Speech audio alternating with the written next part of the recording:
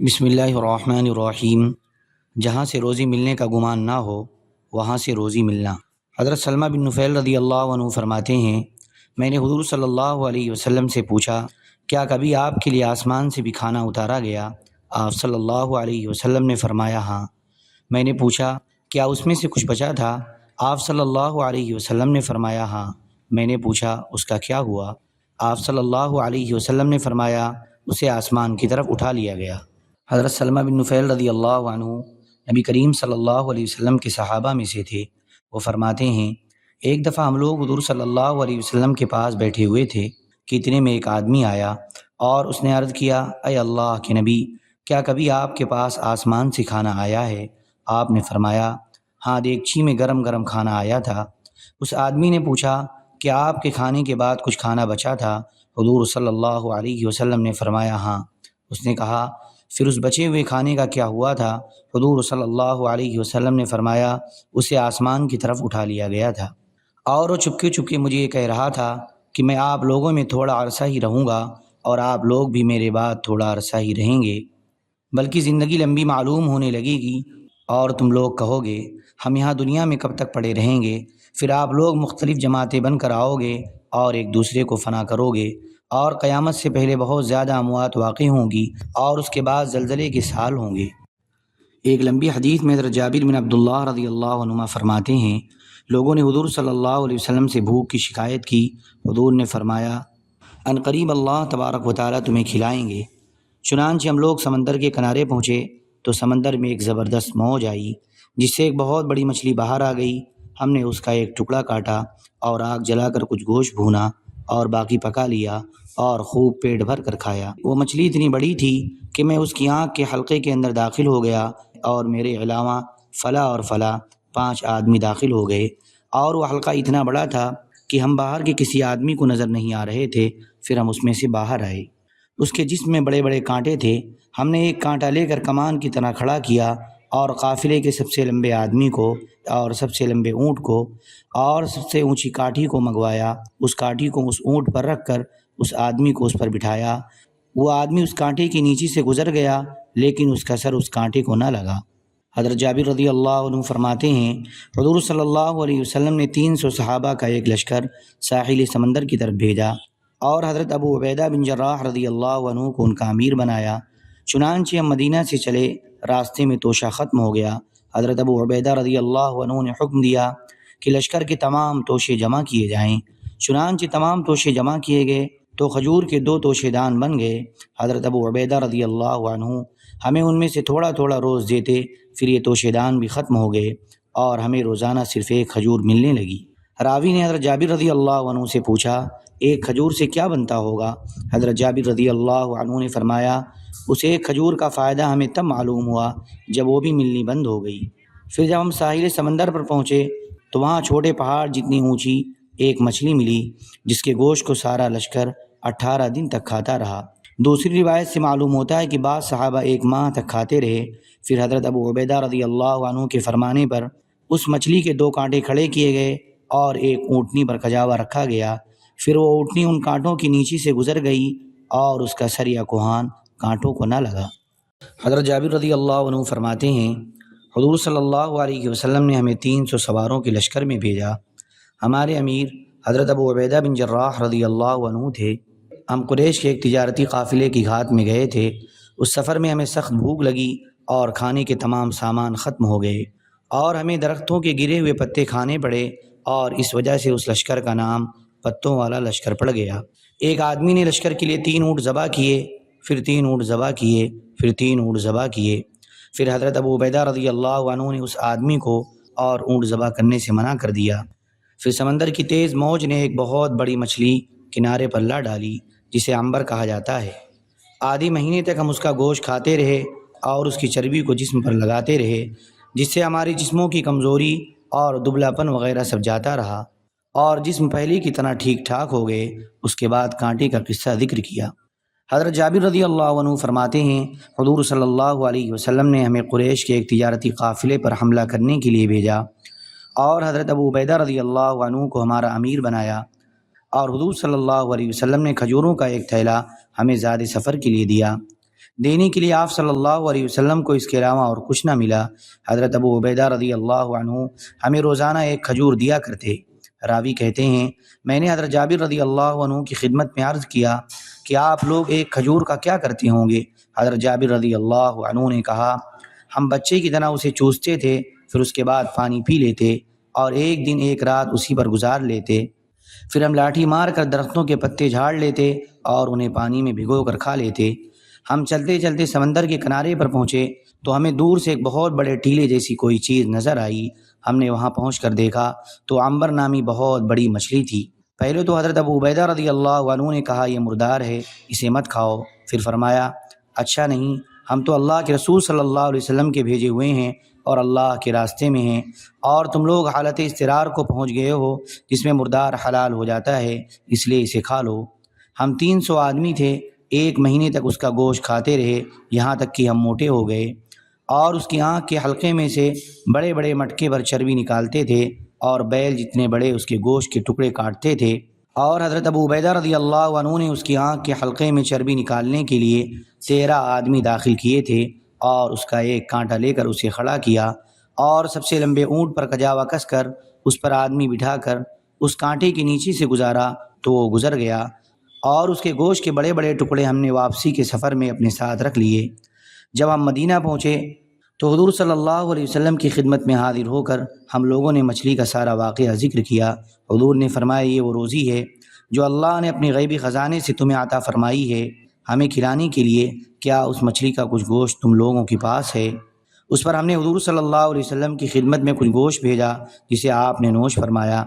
آپ نے گوشت اس لیے کھایا کہ یہ گوشت برکت والا تھا اور تاکہ صحابہ کو یہ بھی معلوم ہو جائے کہ یہ مچھلی مردار نہیں تھی بلکہ حلال تھی، مچھلی کو ذبح کرنے کی ضرورت نہیں ہے۔ حضرت ابو ہریرہ رضی اللہ عنہ فرماتے ہیں ایک آدمی اپنے گھر میں داخل ہوا، جب اس نے گھر میں فقر و فاقہ کی حالت دیکھی تو وہ جنگل کی طرف چلا گیا۔ جب اس کی بیوی نے یہ دیکھا تو وہ اٹھی اور چکی کا اوپر والا پارٹ نیچے والے پر رکھا اور پھر تندور میں آگ جلائی، پھر دعا مانگی اے اللہ ہمیں روزی عطا فرما۔ وہ عورت کیا دیکھتی کہ بڑا پیالہ آٹے سے بھرا ہوا ہے، اور پھر جا کر تندور کو دیکھا تو روٹیوں سے بھرا ہوا تھا۔ اتنے میں اس کا خاوند بھی آ گیا۔ اس نے پوچھا کیا میرے بعد تمہیں کچھ ملا؟ اس کی بیوی نے کہا ہاں ہمارے رب کی طرف سے کچھ آیا ہے۔ وہ مرد اٹھا اور اس نے چکی کا اوپر والا پارٹ اٹھا لیا، پھر چکی کا چلنا بند ہو گیا۔ کسی نے جا کر اس بات کا حضور صلی اللہ علیہ وسلم سے ذکر کیا۔ حضور صلی اللہ علیہ وسلم نے فرمایا غور سے سنو، اگر یہ چکی کا پارٹ نہ اٹھاتا تو یہ چکی قیامت تک چلتی رہتی۔ دوسری روایت میں ہے کہ اس عورت نے یہ دعا مانگی اے اللہ ہمیں وہ چیز عطا فرما جسے ہم پیسیں اور گوندھیں اور اس کی روٹی پکائیں۔ پھر اس نے دیکھا کہ بڑا پیالہ روٹیوں سے بھرا ہوا ہے اور چکی آٹا پیس رہی ہے اور تندور بھنی ہوئی چانپوں سے بھرا ہوا ہے۔ پھر اس کے خاوند نے آ کر پوچھا تمہارے پاس کچھ ہے؟ اس کی بیوی نے کہا اللہ نے روزی عطا فرمائی ہے۔ خاوند نے چکی کا پارٹ اٹھایا، چکی کے ارد گرد کی جگہ کو اچھی طرح صاف کیا۔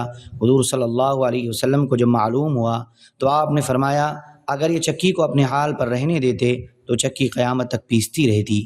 حضرت ابو ہریرہ رضی اللہ عنہ فرماتے ہیں ایک انصاری بہت ہی ضرورت مند اور غریب تھے، اس کے گھر والوں کے پاس کچھ نہیں تھا، وہ گھر سے باہر چلا گیا۔ اس کی بیوی نے اپنے دل میں کہا اگر میں چکی چلاؤں اور تندور میں کھجور کی ٹہنیاں ڈال کر آگ جلاؤں تو میرے پڑوسی چکی کی آواز سنیں گے اور دھواں دیکھیں گے، اس سے وہ یہ سمجھیں گے کہ ہمارے پاس کھانے کو کچھ ہے اور ہمارے یہاں فقر و فاقہ نہیں ہے۔ اس نے اٹھ کر تندور میں آگ جلائی اور بیٹھ کر چکی چلانے لگی۔ اتنے میں اس کا خاوند آ گیا اور اس نے باہر سے چکی کی آواز سنی، پھر دروازہ کھٹکھٹایا یا بیوی نے کھڑے ہو کر دروازہ کھولا۔ خاوند نے پوچھا تم کیا پیس رہی ہو؟ بیوی نے ساری کارگزاری سنائی۔ وہ دونوں اندر گئے تو دیکھا کہ چکی خود بخود چل رہی ہے اور اس کے اندر سے آٹا نکل رہا ہے۔ بیوی برتنوں میں آٹا بھرنے لگی تو گھر کے سارے برتن آٹے سے بھر گئے۔ پھر اس نے باہر جا کر تندور کو دیکھا تو وہ روٹیوں سے بھرا ہوا تھا۔ خاوند نے جا کر حضور صلی اللہ علیہ وسلم کو سارا واقعہ سنایا۔ حضور نے پوچھا پھر چکی کا کیا ہوا؟ خاوند نے کہا میں نے اسے اٹھا کر جھاڑ دیا تھا۔ حضور نے فرمایا اگر تم چکی کو اس کے حال پر رہنے دیتے تو میری زندگی تک یوں ہی چلتی رہتی، یا فرمایا تمہاری زندگی تک یوں ہی چلتی رہتی۔ حضرت ابو بکر رضی اللہ عنہ فرماتے ہیں میں حضور صلی اللہ علیہ وسلم کے ساتھ مکہ سے چلا، چلتے چلتے ہم عرب کے ایک قبیلے کے پاس پہنچے۔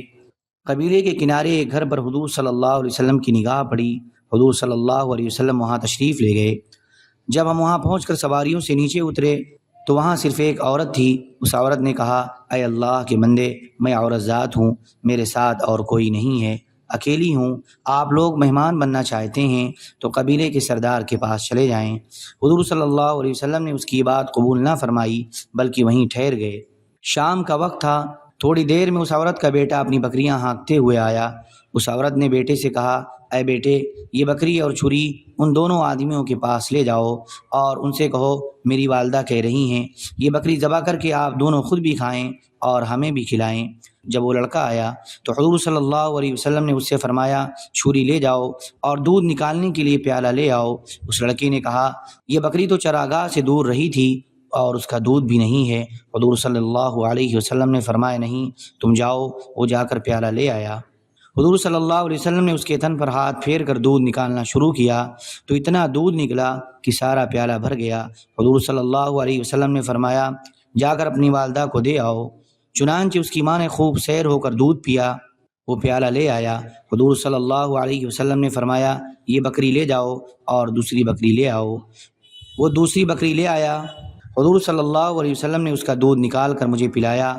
پھر وہ لڑکا تیسری بکری لے آیا۔ اس کا دودھ نکال کر حضور صلی اللہ علیہ وسلم نے خود پیا۔ پھر وہ رات ہم نے وہاں گزاری اور صبح وہاں سے آگے چلے گئے۔ اس عورت نے آپ صلی اللہ علیہ وسلم کا نام مبارک رکھ دیا تھا۔ پھر اللہ نے اس کی بکریوں میں خوب برکت ڈالی اور وہ بیچنے کے لیے بکریوں کا ریوڑ لے کر مدینہ آئی۔ میرا وہاں سے گزر ہوا تو اس عورت کے بیٹے نے مجھے دیکھ کر پہچان لیا اور کہنے لگا، اے اماں جان، یہ آدمی وہی ہے جو اس مبارک ہستی کے ساتھ تھا۔ وہ عورت کھڑی ہو کر میرے پاس آئی اور کہنے لگی، اے اللہ کے بندے، وہ مبارک آدمی جو تمہارے ساتھ تھا وہ کون تھا؟ میں نے کہا، تمہیں معلوم نہیں کہ وہ کون ہے؟ اس عورت نے کہا، نہیں۔ میں نے کہا، وہ تو نبی کریم صلی اللہ علیہ وسلم ہیں۔ اس نے کہا، مجھے ان کے پاس لے چلو۔ چنانچہ میں اسے حضور صلی اللہ علیہ وسلم کی خدمت میں لے گیا۔ حضور نے انہیں کھانا کھلایا، درہم و دینار دیے اور ہدیے میں اسے پنیر اور دیہاتیوں والا سامان دیا، پہننے کے کپڑے بھی دیے اور وہ مسلمان بھی ہو گئی۔ حضرت ابن مسعود رضی اللہ عنہ فرماتے ہیں، میں عقبہ بن ابی معیط کی بکریاں چرا رہا تھا۔ حضور صلی اللہ علیہ وسلم اور حضرت ابو بکر رضی اللہ عنہ میرے پاس سے گزرے۔ حضور نے فرمایا، اے لڑکے، کیا دودھ ہے؟ میں نے کہا ہے، لیکن یہ بکریاں اور ان کا دودھ میرے پاس بطور امانت ہے اور میں امانت دار ہوں، مالک کی اجازت کے بغیر دودھ نہیں دے سکتا۔ حضور نے فرمایا، کیا کوئی ایسی بکری ہے جو اب تک بیاہی نہ گئی ہو؟ وہ لے آؤ۔ میں ایسی بکری لے کر حضور صلی اللہ علیہ وسلم کی خدمت میں آیا۔ حضور نے اس کے تھن پر ہاتھ پھیرا تو اس کے تھن میں دودھ اتر آیا۔ حضور صلی اللہ علیہ وسلم نے ایک برتن میں اس کا دودھ نکالا، خود پیا اور حضرت ابو بکر رضی اللہ عنہ کو پلایا۔ پھر آپ صلی اللہ علیہ وسلم نے تھن کو فرمایا، سکڑ جا، تو سکڑ گیا۔ حضرت ابن مسعود رضی اللہ عنہ فرماتے ہیں، میں اس کے بعد حضور صلی اللہ علیہ وسلم کی خدمت میں آیا اور عرض کیا، یا رسول اللہ، مجھے بھی یہ کلام سکھا دیں۔ آپ نے میرے سر پر ہاتھ پھیر کر فرمایا، اللہ تجھ پر رحم فرمائے، تو سیکھا سکھایا ہے۔ بیہقی میں اسی جیسی روایت میں یہ اللهم صل على سيدنا وحبيبنا ومحبوبنا ومولانا محمد وبارك وسلم سبحان ربك رب العزة عما يصفون وسلام على المرسلين والحمد لله رب العالمين۔ حضرت ابو بکر رضی اللہ عنہ آپ کے پاس ایک پیالہ لائے، آپ نے اس میں دودھ نکالا، پھر حضرت ابو بکر رضی اللہ عنہ کو دودھ پلایا، اس کے بعد آپ صلی اللہ علیہ وسلم نے خود پیا۔ حضرت خباب رضی اللہ عنہ فرماتے ہیں، حضور صلی اللہ علیہ وسلم نے ہمیں ایک لشکر میں بھیجا۔ اس سفر میں ہمیں بہت سخت پیاس لگی اور ہمارے پاس پانی بالکل نہیں تھا۔ اتنے میں ہمارے ایک ساتھی کی اونٹنی بیٹھ گئی اور اس کے تھن دودھ سے اتنے بھر گئے کہ مشکیزے کی طرح نظر آنے لگے۔ پھر ہم نے اس کا دودھ خوب پیا۔ حجیر بن ابی احاب کی باندی حضرت معاویہ رضی اللہ عنہ، جو کہ بعد میں مسلمان ہو گئی تھیں، وہ فرماتی ہیں، حضرت خبیب رضی اللہ عنہ کو میرے گھر میں قید کیا گیا تھا۔ ایک دفعہ میں نے دروازے سے جھانکا تو ان کے ہاتھ میں انسان کے سر کے برابر انگور کا ایک خوشہ تھا جس میں سے وہ کھا رہے تھے۔ میرے علم میں اس وقت روئے زمین پر کہیں بھی کھانے کے لیے انگور نہیں تھے۔ حضرت سالم بن ابی الجعد رضی اللہ عنہ فرماتے ہیں، حضور صلی اللہ علیہ وسلم نے اپنے کسی کام کے لیے دو آدمی بھیجے۔ ان دونوں نے عرض کیا، یا رسول اللہ، ہمارے پاس زاد راہ بالکل نہیں ہے۔ حضور صلی اللہ علیہ وسلم نے فرمایا، ایک مشک ڈھونڈ کر میرے پاس لاؤ۔ وہ دونوں حضور صلی اللہ علیہ وسلم کی خدمت میں ایک مشک لے آئے۔ حضور نے ہمیں حکم دیا کہ اسے پانی سے بھر دو۔ ہم نے اسے پانی سے بھر دیا، پھر حضور صلی اللہ علیہ وسلم نے اس کے منہ کو رسی سے باندھ دیا اور فرمایا اسے لے جاؤ، جب تم چلتے چلتے فلاں جگہ پہنچ جاؤ گے تو وہاں تمہیں اللہ غیب سے روزی دیں گے۔ چنانچہ وہ دونوں چل پڑے اور جب چلتے چلتے دونوں حضور صلی اللہ علیہ وسلم کی بتائی ہوئی جگہ پر پہنچے تو مشک کا منہ خود بخود کھل گیا۔ انہوں نے دیکھا تو مشک پانی کے بجائے بکری کے دودھ اور مکھن سے بھری ہوئی تھی۔ انہوں نے پیٹ بھر کر مکھن کھایا اور دودھ پیا۔ صحابہ کرام کا خواب میں پانی پی کر سیراب ہو جانا۔ حضرت عبداللہ بن سلام رضی اللہ عنہ فرماتے ہیں حضرت عثمان رضی اللہ عنہ اپنے گھر میں محصور تھے۔ میں سلام کرنے کے لیے حضرت عثمان رضی اللہ عنہ کی خدمت میں اندر گیا تو آپ نے فرمایا خوش آمدید ہو میرے بھائی کو، میں نے آج رات اس کھڑکی میں حضور صلی اللہ علیہ وسلم کو دیکھا تھا۔ آپ نے فرمایا اے عثمان، ان لوگوں نے تمہارا محاصرہ کر رکھا ہے؟ میں نے کہا جی ہاں۔ پھر فرمایا انہوں نے تمہیں پیاسا رکھا ہوا ہے؟ میں نے کہا جی ہاں۔ پھر حضور صلی اللہ علیہ وسلم نے پانی کا ایک ڈول لٹکایا جس میں سے میں نے خوب سیر ہو کر پانی پیا اور اب بھی میں اس کی ٹھنڈک اپنے سینے اور کندھوں کے درمیان محسوس کر رہا ہوں۔ پھر آپ نے مجھ سے فرمایا اگر تم چاہو تو اللہ کی طرف سے تمہاری مدد کی جائے اور اگر تم چاہو تو ہمارے پاس افطار کر لو۔ میں نے ان دونوں باتوں میں سے افطار کو اختیار کر لیا، چنانچہ اسی دن آپ کو شہید کر دیا گیا۔ حضرت ام شریک رضی اللہ عنہ کا قصہ گزر چکا ہے کہ وہ سوئیں تو خواب میں دیکھا کہ کوئی انہیں پانی پلا رہا ہے۔ جب وہ سو کر اٹھیں تو سیراب ہو چکی تھی۔ اللهم صل على سيدنا وحبيبنا ومحبوبنا ومولانا محمد وبارك وسلم سبحان ربك رب العزة عما يصفون وسلام على المرسلين والحمد لله رب العالمين۔